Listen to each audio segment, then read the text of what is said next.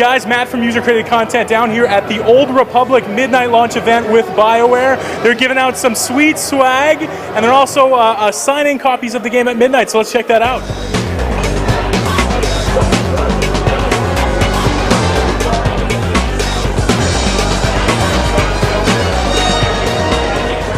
Hey guys, we're here with Ryan Risk, who has dressed up as a Sith Lord for the Star Wars The Old Republic launch. Ryan, how excited are you for this game? How long have you been waiting? I have been waiting for this game since BioWare announced that Austin had a studio that was working on an MMO.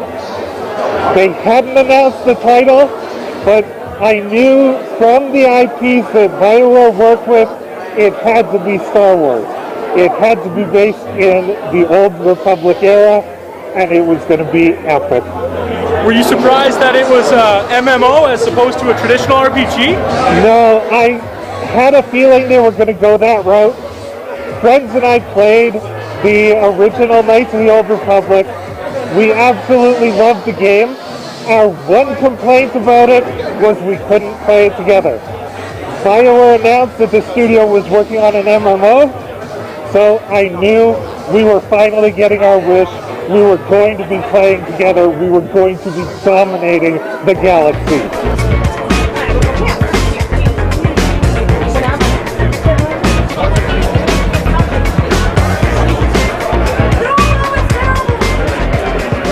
What made you come down to the midnight launch for Star Wars The Old Republic? I've been waiting for this game for about a year now, and I'm just really excited to get it tonight because first in line, just exciting.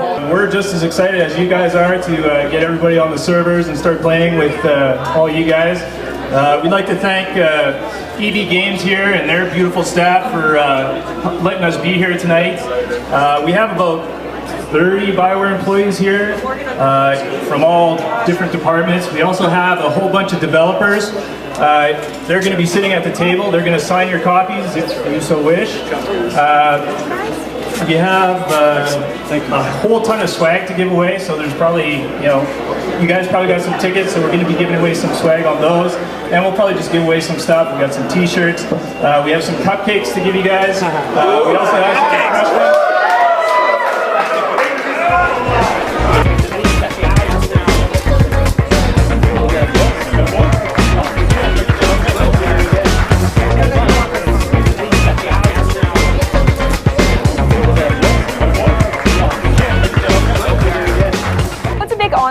Really, for all the staff and customers alike.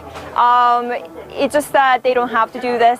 They are not bound under contract, and they don't have anything like written that they have to do this. But they just want to do it so that they can show appreciation for the fans, and that to show that they care about the fans and their opinions and their raves and their excitement. I have mentioned to BioWare in the past that we get a lot of BioWare fans in our store, and when we had Dragon Age 2 launch, a lot of people were talking about the launch way afterwards. So I figured that they might want to come back for this launch for the Old Republic and meet with BioWare again if they maybe happen to lose out on that. And surely enough, everybody was excited. We mentioned BioWare, and people were just kind of going, oh, hey, I'm going to come down, meet BioWare, oh my God. So it's really awesome that they're doing this. They're super nice, and they've been really helpful.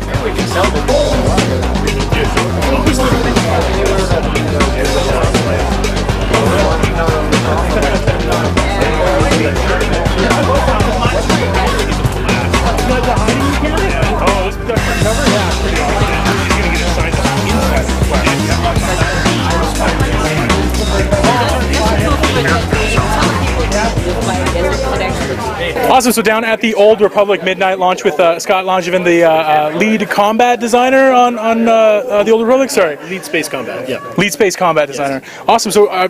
How does it feel to finally have the Old Republic out there and into the fans' hands? It's a very exciting time. I mean, we feel really great about the opportunity to get this out finally, and we think the feedback is going to be fantastic. So. Absolutely, and already tonight you guys are going to get a lot of positive feedback from fans from the early access and the beta.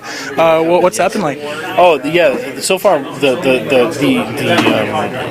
feedback from the fans has been fantastic. We've gotten a lot of really great press and a lot of good feedback just from the the folks that showed up tonight to do the event, they seem really excited. Absolutely. Really be a part of it. As we were talking before, a majority of the game was developed at Bioware Austin, at the team there, but there was a team in Edmonton, like you said, mostly devoted to the space combat. Can you tell me a bit about what the work that went on there? Sure. We actually had a few teams involved. We had telemetry and some other technical teams, but the one that's sort of more forward-facing is the space combat group. And we basically together built the components and the experience of the space combat that you will experience when you play Tor. Can you tell me what the space combat is like in the Old Republic and how you guys designed it? Sure. Okay. Yeah. Sure. So space combat is very cinematic. Primarily, we accessed a lot of really great footage from the movies, and we used that as a great template to move forward with what we created. We really wanted to focus on the cinematic experience of spaceflight from Star Wars. When I was a kid, I watched Star Wars, and when I was watching Star Wars, and I saw the space combat elements, and it literally gave me chills. Right? I mean, it impressed me so greatly that we wanted to just, if we could, create even just a small amount of what I was able to experience when I was a kid. And, we have some fantastic artists and programmers that really did a great job of creating the visuals that made that possible. Yeah, to capture the experience of racing along the hull of the Death Star and the like in there. Yeah. What's the communication been like between here and Bioware Austin? You guys are talking a lot about the folks? Sure. It's been great. We have weekly meetings. We've been down a few times to Austin just to touch base with them, and regular emails, regular IMs. Constant contact. Absolutely.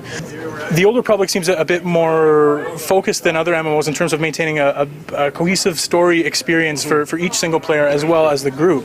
I guess, how did you guys designing the space combat contribute to that? Well, yeah, we wanted to make sure that individual story flow was maintained within space combat. So each player or each class is going to have a unique player ship when they enter space combat. So that's going to be that's part of it. And then we were able to record some really great voiceover from the player's companion characters that run with the character in the main game. Yeah. And they make an appearance in a lot of the space combat environments. Just through reaction that you can hear in the cockpit. Very similar to maybe some of those experiences that you heard in Star Wars, where the pilot was talking with the co-pilot, and there was some it's a trap. It's a trap. Exactly. Some of that really cool banter that went along. Yeah. So that we were able to do that in a couple of areas, and it really plays well. Excellent. When you guys first find out that you were going to be contributing to Bioware Austin's vision for the Old Republic, were you guys psyched? You guys big Star Wars fans? Was this a dream come true? Sure. I saw Star Wars: A New Hope when I was 7 years old at the Paramount downtown. Yeah. And it stunned me and amazed me and shocked me and changed my life forever. Changed the direction I was going with my life forever. And so now to be part of that and to be a part of the group that's creating that experience and maybe passing it on or passing even a small amount of what I experienced onto the next generation to other people who experience it. Honestly, it's a dream come true. I'm really happy. So we're working at a game studio in Edmonton, having seen Star Wars in Edmonton and designing the Old Republic and coming out here to meet a lot of the fans. How does it feel for you to be a part of Bioware, just supporting the community here and the fans that have been essentially wait for games like this from Bioware? I think it's more like just feeling the love.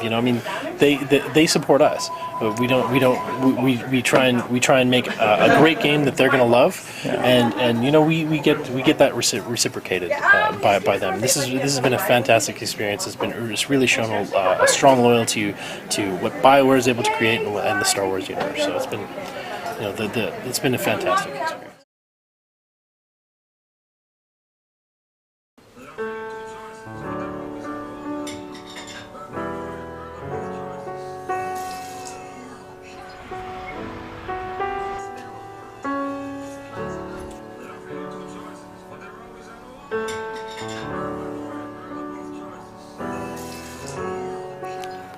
Hey, welcome back, and it's Christmas is just upon us, and we decided to give you guys a little bit of a holiday guide for gaming. So I'm gonna open up some presents.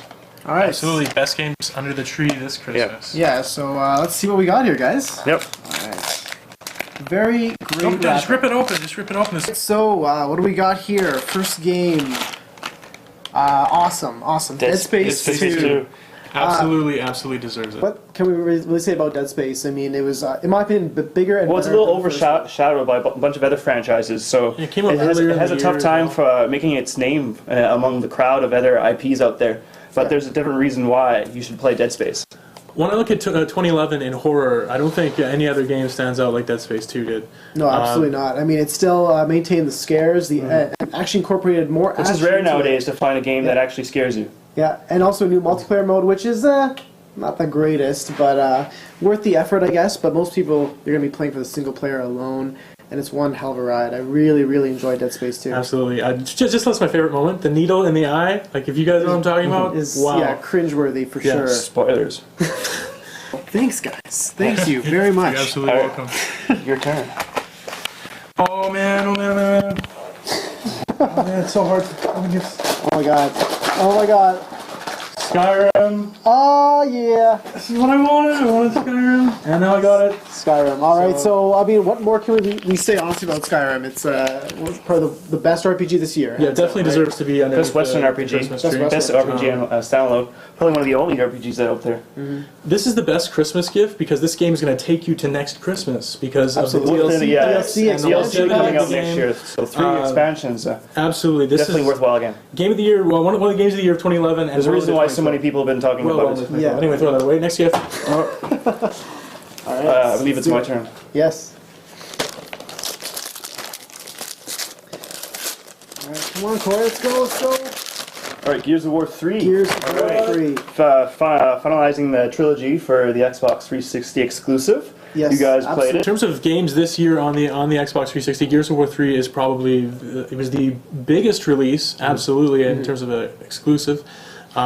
It's the end of the awesome Gears of War trilogy. Everything's coming to a climax. So if you held off on the series because you weren't really into the whole Gears versus Locust and all that jazz, you should pick up this game because you're going to finally see that battle come to a culmination, and it's the climax of everything Epic was working towards. So the best version of the Gears of War cover gameplay and wrapped around a fantastic story. So. I'll definitely give this a try. Thanks, guys. Loving it. All right, let's keep going. Yeah, sure. Let's see. Let's hold on to that. Let Anthony go first. Yeah, let's go next. All right, let's see what we got here. Oh, nice. Deus Ex. This is one of my favorite games over the summer break, actually. Pretty much redefined stealth, brought it back. It basically revitalizes the stealth genre and does it right. Huge game. I played the hell out of that game, actually. I basically explored every option. I really love the upgrade system and the all stealth mechanics and the ways you can tackle each combat situation differently. I chose the stealth route, but then I never feel limited by my choices. I always felt I have enough points later on in the game to expand to other tactics for combat. No, you could shoot your way through this game, but this game was definitely meant to be played as a stealth game. I mean, there are some choices in the game that affect the storyline. It's not as great as say Witcher 2, but at least it does have some kind of different directions for the story. Yeah, you get like this future kind of goth noir-esque. Absolutely amazing art style. Yeah, exactly. Really chilling vision of the future too, with like the augmentations and all that jazz. But yeah. Great. What you got there, Matt? Oh man. Oh. Wow, guys, awesome. Clearly a game that's in the running for the UCC Game of the Year, but definitely a worthy Christmas. Very much. Yes. Valve has pretty much put out almost a perfect game for the year because, by the way, it's like it takes the puzzler platforming and format and just really turns it on upside down and really explores what you can do in a puzzle game. And it's the perfect example of how to do a sequel right, in every possible way. It expands upon the first presentation, story, the writing is phenomenal. Oh, spot on. Wheatley, level design, Johnson, and hilarious characters. Are some of the best written characters. It's almost there's also nothing bad you can say about this game. It's just, it's a genuine good game. No, and it's one of those games where like you finish the flawless single player experience and you're like, man, I want more of this. And then you realize, that it has this which is also really awesome. So it even ties into the main story and free DLC I think right now as well, right? Didn't they put that out a couple weeks ago? Yeah. So I mean, it's a fantastic. Valve hit it home this year. Yeah. Yes, very highly recommended. Probably the best games of the year. Awesome. Okay, so I don't know. let's do this one here. All right, what do we got here?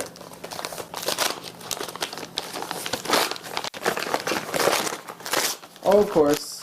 The only reason right now, pretty much, to pick up your new 3DS. I'm absolutely in love with Super Mario 3D Land. I think it is the best reason to own a 3DS, and actually it feels it's designed. Is it worth buying a 3DS now? Absolutely, it's designed as well to play in short bursts. You know, the levels, that's good. the levels That's what are bite-sized levels, and anyone can just jump in for about 10 to 15 minutes and just enjoy a great time with Mario. Yeah, it was the design team that worked on Galaxy, right? Absolutely. So it actually has that similar feel, just in terms of. And the 3D is practically a requirement for this game. It's great. Yes. It's amazing how much you will use the 3D, and you will actually play better as well on the game. So. I agree. The 3D makes the gameplay better. Yep. See what I got here. All right. Gold case. One of the main reasons to get a Wii, and that is Zelda Skyward Sword, and motion control almost perfected with this. Pretty much. I think it's the only game that really kind of brings Nintendo's If you have a original Wii, vision. there's no other reason not to get this game, so Yeah. I definitely picked this out. It's Zelda. You're gonna love it. It's Yeah. fantastic. Biggest game this year. So. I haven't played it. You guys said this is the origins of Zelda, right? Origin story, this would be where you should and start? finally, like a really refined Zelda formula. Yeah. I mean, again, the most important thing here is the relationship between Link and Zelda, and Nintendo practically nails it at the beginning. Some of the best cinematics in a Zelda game ever. Yeah. So it's a really good entry point. Yeah, for sure. But and you've been waiting to use it. Get This up Zelda Skyward Sword. Mark down your Christmas list. All right, who's next? Matt. Let's do it up. Oh, I always worried that I'm not going to get what I wanted. So. I think it's still one you need. What? Oh, yeah. Surprisingly, Oh, man. yes. Yes, Lego Harry Potter years 5 to 7. Oh, guys, thank you. Lego Harry Potter. I Years 5 to wasn't 7. really expecting that, but you're right. It's another game that's kind of overshadowed by It's some fun. big blockbusters, but Lego games are always pure entertainment, fun Yeah. with friends. Best the definition of best a game. split screen, right, Matt? Yeah. No, and it hits at the right time. I mean, like the Harry Potter film series just finished. So if you're you're still in the Harry Potter spirit, I guess, and like it's a great Christmas gift. It is. Really fun platformer, good kids game. So definitely deserves to be under the tree this year. Is it better than the first years 1 to 4? I think so. Yeah, I think Feels a bit more polished. Yeah. What are the Lego guys going to do next? What's the next IP do you think they're going to tackle? Lord of the Rings? I hope Lord of the Rings. All right, awesome, highly recommended.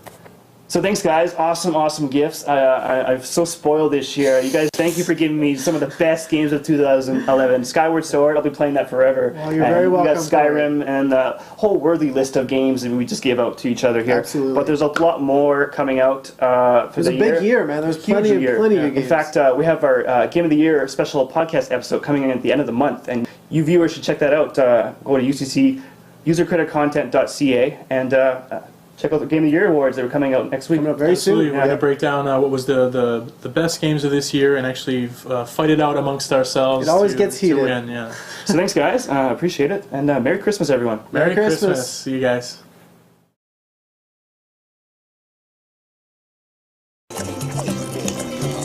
All right, viewers, we are checking out Rayman Origins, a game that came out in the midst of many other titles this holiday that we don't actually want to get buried.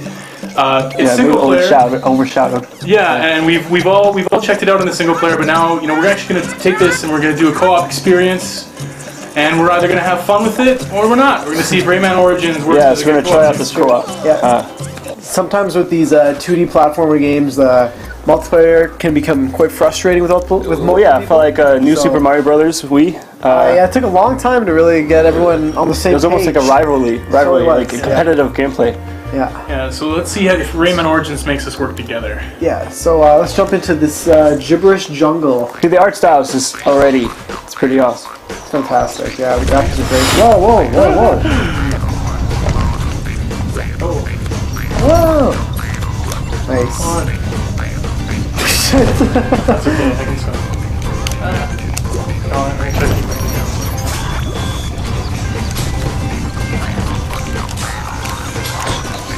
Oh. Wow. This is pretty awesome, actually. It's pretty cohesive so far. Yeah. Whoa. Oh, because someone got a warp. I think it was me. Okay, I'm over here. I lost my Is there perspective. an attack button yet? Not yet. You have to earn. I think you earn it after this. Okay. All right. Like this is cool. Like check out these fun designs. I love this. I can't. How do I? Oh, maybe we need to. Oh, just jump on the. Oh yeah. Bravo. There. So she's kind of foxy for a cartoon. Can I say that? I guess so. Yeah, Foxy's alright. So I'd be stoked. I have no idea what's going on right now. Is there a story? They're just happy that they helped out the fox. Now we can attack.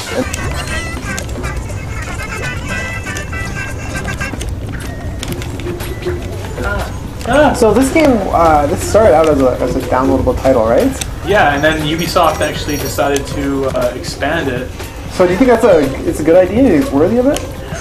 I think what they saw was they saw the fan reaction from where they showed it for the first time, E3. E3, yeah. And they saw that everyone who saw that was really impressed with the visuals and the direction of the series, and I think that instilled them with enough confidence to actually switch it over to a retail title. Full retail title, yeah. And it was Michael Ansel, right? I believe. Yes, I think so. Knock it off, jeez.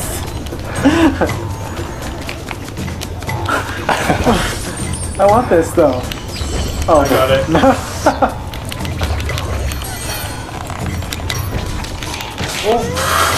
You guys are just like. What's this? Yes, heart. Oh, fuck.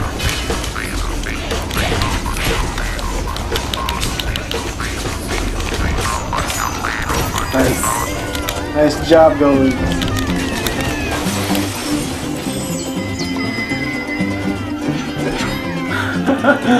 I like the poses. Yeah, the stage poses. It's just a very cartoony presentation, and I absolutely just loving it. Yeah.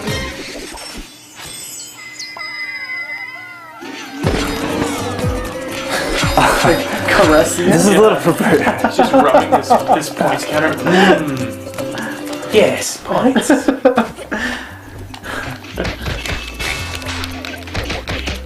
I'm gonna go over here and be alone. He's gonna uppercut Corey some more. New character unlocked. Woo. Okay.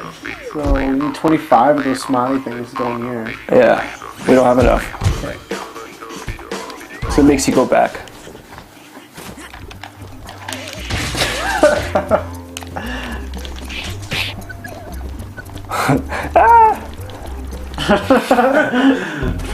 We should just have races next time. Yeah. Well, there's stages where it's racing stages. For Like the screen moves. And... Yeah, I forgot how to ground pound. Oh, there you go. You can ground pound? Yeah. Oh. Down square. Oh, sorry. Yeah. Whoops. Ah, shit.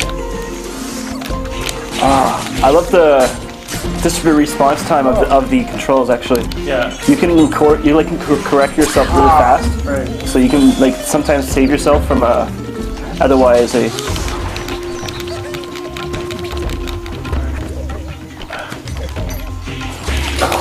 Sorry, Chloe. Oops. Wow. Okay. I'm just basically beating this. I accidentally killed you. Anyone can free me here in a second. Yeah, thanks. Just give me one punch. So it takes a little bit of time to get the controls. What do you guys think about so far after 4 stages of the controls? I think we're getting better as a team. How does it feel? That's true. It feels pretty good. It's good. Sorry. So wait for me. Okay, hold on. Let's wait for it. All right. Yeah. So how does it feel? Really responsive. Very responsive. I actually like the amount of responsiveness. I find our characters are different enough that I don't Sackboy. Sometimes I lose track of which Sackboy I am. Yeah, they're very, each character is different. Each sprite. I find that I know that I'm not Corey because he's like big and blue and over there. Yeah, I'm big and blue. Yeah, big and blue. But sometimes because I'm green, I lose myself amongst the green. True. Yeah. Oh yeah, I guess so. Yeah, it's harder for me to actually stand out. No. Yeah, so I don't know, it just works so well actually. Yes. As for a 2D platformer, which is the key for a platforming game. Very satisfied so far. Whoa! Get out of here! Oh, okay. Okay. I didn't like the camera movement there. We were very close to that bush.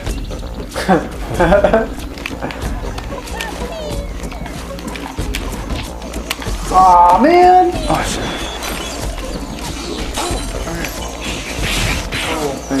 Oh, shit.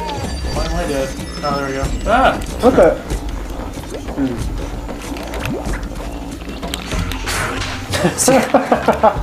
We all just like attacked her at once. I died. Oh, shit, how do you get to this thing? Ah!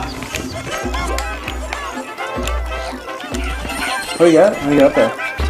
I don't know.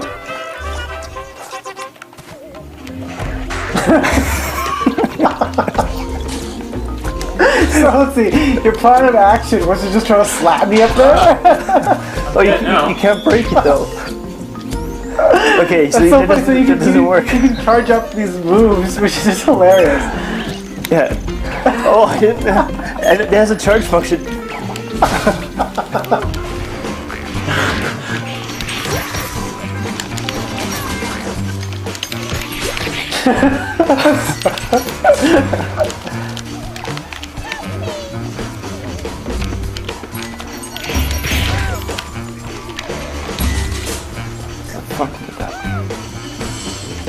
Nice. With grace.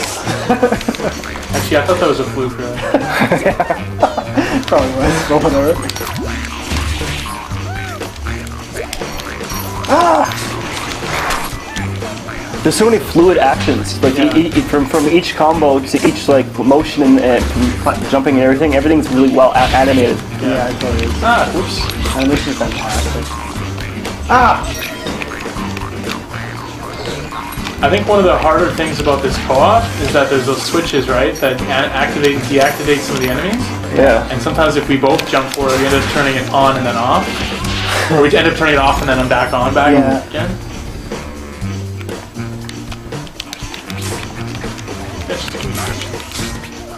I'm going up. Ah! Oh, I died. I'm coming back now. Thank you. I got it. Nice. Good job, Tony. Oh, shoot.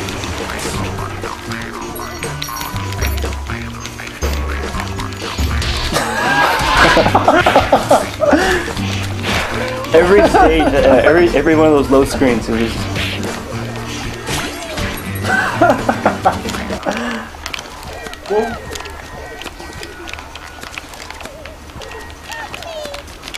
Wait, guys.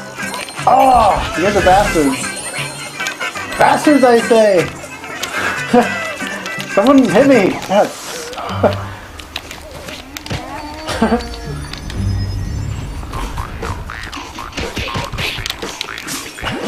Sweet. This game's super fun.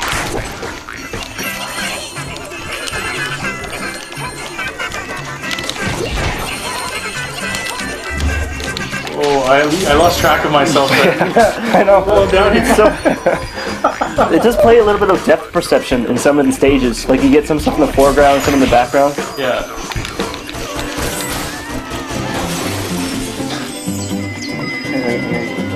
Yeah. So, actually, final thoughts for this short time we played up at co-op. I see this is fun as hell. Actually, so fun having playing this here so far. Yeah, brilliant co-op experience. I'd prefer to actually play the entire game through this way. Yeah, exactly. I think this is one of my party pick-up play games where there's some people around to play. It's easy enough to grab. Co-op. Pretty simplistic design. It makes me rethink the Vita decision because I don't think there's online co-op. Yeah, that'd be one thing better on the home console. That could be a defining the social aspect of it. Yeah. But what do you guys think? Play again? Yeah. I think it's awesome. Yeah. Oh yeah, It's great. So yeah, Rayman Origins. Yeah. Thumbs up. Pretty awesome.